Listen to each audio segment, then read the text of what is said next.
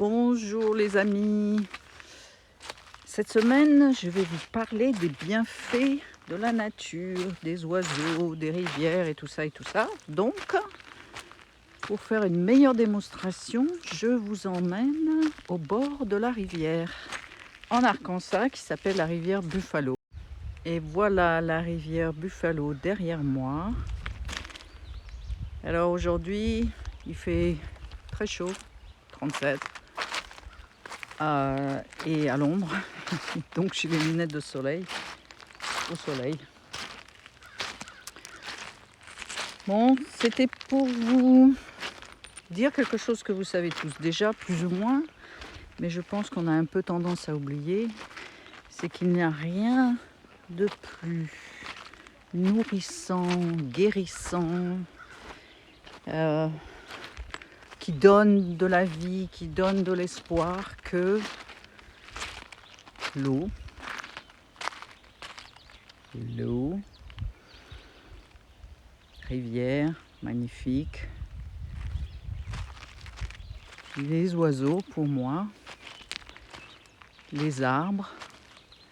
Et d'ailleurs, dans un petit moment, je vais vous raconter une histoire que j'ai eue avec un oiseau. C'était un petit moineau tout simple, mais bon, ce jour-là, c'était un signe du ciel qui m'a été envoyé pour me dire ne perds pas courage, Dieu est avec toi, ou les anges, ou en tout cas quelqu'un est avec toi, on ne t'oublie pas.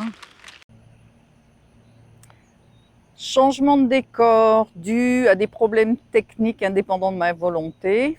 Bon, j'étais autour d'une rivière qui s'appelait la rivière Buffalo. Et aujourd'hui, je suis près de la rivière Arkansas, qui est une très grosse rivière, hein, avec des gros bateaux, qui va jusqu'au Mississippi. Bon, ça c'était pour la leçon de géographie. Mais je pense que c'est important de savoir où on est, où on se trouve. Donc voilà où je me trouve. Je continue l'histoire de l'oiseau en Provence. Donc j'étais chez cette amie en Provence, elle va se reconnaître d'ailleurs, et on mangeait dans son jardin. Et à ce moment-là, il y a ce petit oiseau qui est venu se poser sur ma tête. Ah oui, ce que j'ai oublié de vous dire, c'est que c'était un moment dans ma vie où j'avais des grandes histoires malheureuses, des histoires d'amour malheureuses, où j'étais, en gros, j'étais toujours malheureuse.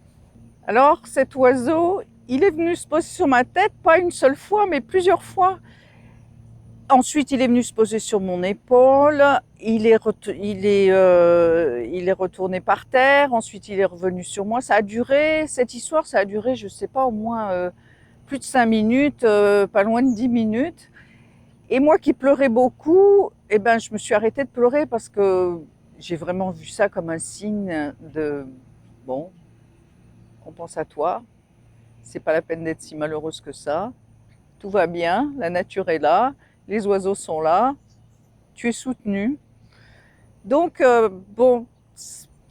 c'est une histoire, j'espère qu'un jour vous avez connu ça, la nature qui vous accueillait dans ses bras. Alors vraiment, le sujet de cette vidéo, c'est l'abondance de la nature. Est-ce que vous l'acceptez? Est-ce que vous la recevez ou pas? Donc, regardez autour de vous. Est-ce que vous prenez le temps de regarder les arbres, de les sentir, de sentir leur bienveillance? En parlant d'arbres, il y a une chose qui m'a toujours étonnée, c'est les gens qui ont des arbres fruitiers. Bon, ça se passe plus souvent aux États-Unis qu'en France, parce que les gens en France ont l'habitude de ramasser ce qu'ils trouvent un peu. Hein. Moi, j'ai été élevée comme ça. On partait dans la forêt, on allait ramasser les fraises des bois, on allait ramasser les champignons. Et après, on se faisait des tartes et des choses comme ça avec ça. Mais ici, on voit quelquefois des arbres fruitiers, souvent d'ailleurs, des arbres fruitiers où les fruits tombent par terre, personne ne les ramasse. Quand j'habitais à Austin, au Texas, il y avait des pecans, et c'est comme des noix, et les gens ne les ramassaient pas.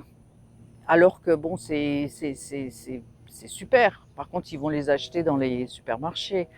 Donc, est-ce que vous prenez le temps de profiter de l'abondance de la nature qui est autour de vous. Est-ce que vous vous arrêtez pour ça? Est-ce que vous écoutez les bruits de la nature? Ah, les oiseaux. Alors, combien de fois je vois des gens qui se promènent ou qui font du jogging avec des écouteurs dans les oreilles alors qu'ils sont en pleine nature, qu'il y a les oiseaux qui chantent.